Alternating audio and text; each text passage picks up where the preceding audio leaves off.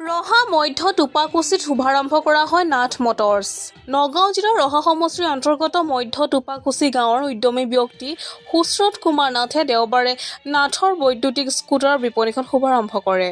আপুনি সহজতে অতি কম সময়ত ডাউন পে'মেণ্টত ক্ৰয় কৰিব পাৰিব আপোনাৰ মন পচন্দৰ বৈদ্যুতিক স্কুটাৰখন। যোগাযোগ নম্বৰ 8638565037, আন এটা নম্বৰ 6900408592। এতিয়া আমি সকলোকে মানে অনুৰোধ জনাইছোঁ যে সকলোৱে আহক। আজি যুগটোৰ লগত চলিবলৈ হ'লে আমি তেলৰ বিকল্প হ'ল চাৰ্জিং ইলেক্ট্ৰিক স্কুটি চলাবলৈ আমি বাধ্য এতিয়া। কাৰণ যিটো আমি সুবিধা, ময়ো বহুত দিনত ইউজ কৰি আছোঁ এখন 3 বছৰ হ'ল এখন ইউজ কৰি থকা ইলেক্ট্ৰিক। গতিকে মই পাই পেলাইহে আজি এই ব্যৱস্থাটো ৰাইজক দিবলৈ বিচাৰিছোঁ। এইটো হয়, বহুত উপকাৰ হয়। এইটো হয়। বৰ্তমান যি পেট্ৰলৰ যি মূল্যবৃদ্ধি বা যথেষ্ট মূল্যবৃদ্ধি হৈছে, সকলোৱে আজিকালি আপুনি ক'ৰবাত গ'লে তেলৰ বহুত খৰচ হয়, বোলে আমাৰ ইলেক্ট্ৰিকখনৰ বহুতখিনি আমাৰ ৰাহি হয় ধন। আৰু মানে আপোনাৰ 10 টকাত আপুনি মিনিমাম 90-100 কিলোমিটাৰ আপুনি ধুনীয়াকৈ যাব পাৰে। 10 টকাটো মূল্য নাই আজিকালি। হয়, গতিকে আৰু সেইটো ডেইলিও ভৰিব নালাগে। আপুনি চাৰ্জ কৰিলে ঘৰত ধুনীয়াকৈ ৰাতিটো চাৰ্জ কৰিলে 3 ঘণ্টা 4 ঘণ্টা চাৰ্জ কৰিলে আপুনি দিনটো ঘূৰি ফুৰিলে।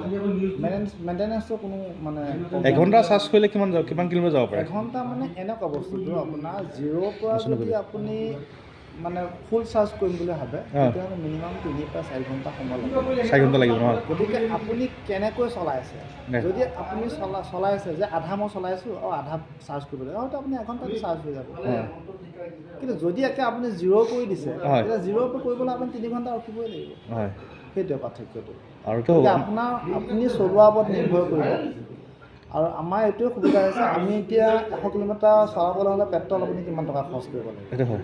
কিন্তু আমি 10 টকাত চলাই আছে। সেইটো হয়। সেইটো এটা সুবিধা। ৱাৰেণ্টি মানে আপোনাৰ বেটেৰীটো 3 বছৰ, লিথিয়াম বেটেৰী। তাৰপিছত মটৰটো থাকিব 1 বছৰ। সেইখিনিয়ে আৰু কিছুমান আজিকালি কয় বেটেৰীটো বা বহুত 2 বছৰো নাযায়, বহুত কিছুমান কাষ্টমাৰে অভিযোগ দিয়ে 2 বছৰ নাযায়। আপোনালোকে নহয় তেনেকুৱা মানে কি, লিথিয়াম বেটেৰীবিলাক হ'ল কি আপোনাৰ 3 বছৰ ৱাৰেণ্টি থাকে। 3 বছৰৰ ভিতৰত যদি কিবা বেয়া হয় তেতিয়াহ'লে কোম্পেনীয়ে তাক আকৌ ধুনীয়াকৈ ৰিটাৰ্ণ দি দিব আৰু এটা। ঠিক আছে। আৰু গ্ৰাহকক আৰু আমাৰ লিথিয়াম বেটেৰী আৰু এটা সুবিধা হয় কি, আপোনাৰ বেলেগ বেটেৰী যেনেকৈ আপোনাক কমপ্লিট সলাব লাগে, এই বেটেৰীটো 3 বছৰৰ পিছত যদি আপুনি অলপ স্পীডটো কম পায় তেতিয়াহ'লে জাষ্ট আপুনি বেটেৰীটো ইয়াত দিব, আমি খুব কম খৰচতে আপোনাক ভালকৈ দিব পাৰিম। ঠিক আছে, ধন্যবাদ। এখন আপোনাৰ মহা মেইন টাউনতে খুলিছে বুলি ক'ব পাৰি। ৰাইজৰ কাৰণে এটা ভাল খবৰ যে পেট্ৰল এতিয়া আৰু ভাল নহয়, সেইটোকে এতিয়া আমি খুলি আছোঁ ইলেক্ট্ৰিক স্কুটি।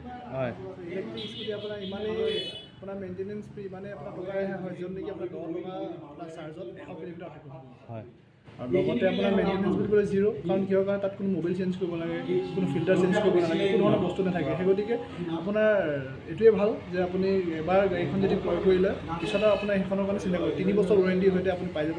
ফাইনেন্সৰ সুবিধা আছে, এক্সচেঞ্জৰ সুবিধা আছে, গোটেইখিনি সুবিধা আছে। আৰু এনেকুৱা আছে 10,000 টকা ডাউন পে'মেণ্টত 10,000 টকা ডাউন পে'মেণ্ট 10 মিনিটত আপোনাৰ গাড়ীখন লৈ যাব পাৰিব ফাইনেন্স কৰি। আৰু আপোনালোকৰ যোগাযোগ কেনেকৈ কৰিব? যোগাযোগ কেনেকৈ কৰিব আপোনালোকৰ? যোগাযোগ এনেকুৱা আছে, আপুনি অনলাইনতো চাব পাৰে, আপোনাৰ ডিলাৰ ভিজিট কৰিব। আমি এনেই দিয়ে দিম নাম্বাৰবিলাক। আপুনি নাম্বাৰবিলাক কল কৰি আপুনি গোটেইখিনি ডিটেইলছ জানিব পাৰিব। যোগাযোগ নম্বৰটো দি দিয়কচোন। যোগাযোগ নম্বৰটো হৈছে আপোনাৰ স্ক্ৰীণত আপোনাৰ আপোনালোকৰ যিখন বিপণী বা শ্ব'ৰুমটো খুলিছে, ৰাতিপুৱা কেইটাৰ পৰা নিশা কেইটালৈ খোলা থাকিব? ৰাতিপুৱা 9 বজাৰ পৰা আৰম্ভ কৰি সন্ধিয়া ধৰি লওক 7টা বজালৈকে খোলা থাকিব। যিহেতু আমাৰ স্ক্ৰীণত শ্ব'ৰুম যোগাযোগ নম্বৰ তাত যোগাযোগ কৰিলে পাব। আৰু গ্ৰাহকক কিবা যিহেতু অসুবিধা একো নহয়, যোগাযোগ কৰিলে বা ডাউন পে'মেণ্টত কিবা অসুবিধা একো অসুবিধা নহয়। যদি তেওঁলোকৰ খালি এটা চিভিল স্ক'ৰ ভাল হ'ব লাগিব, চিভিল স্ক'ৰটো ভাল হ'ব লাগিব, তেতিয়া আপোনাৰ গাড়ীখন একদম মাত্ৰ 10 মিনিট, হাৰ্ডলি 10 মিনিটত আপুনি গাড়ীখন লৈ যাব। আৰু কাগজ পাতিটো চব কিলে আপুনি ধৰি লওক এয়া লাগিব, আধাৰ কাৰ্ড, পান কাৰ্ড লাগিব ফাইনেন্স কৰিবৰ কাৰণে। বাকী আমাৰ ইয়াৰ ফালৰ পৰা ধৰি লওক আমাৰ ইনভইচ দিয়া থাকে আৰু ইঞ্চুৰেঞ্চ থাকিব, গোটেইবোৰ থাকিব আৰু ফাইনেন্সৰ সুবিধা থাকিব। থাকিব। ঠিক আছে, ধন্যবাদ। নগাঁৱৰ পৰা প্ৰাঞ্জল নাথৰ ৰিপৰ্ট, NE এক্সপ্ৰেছ।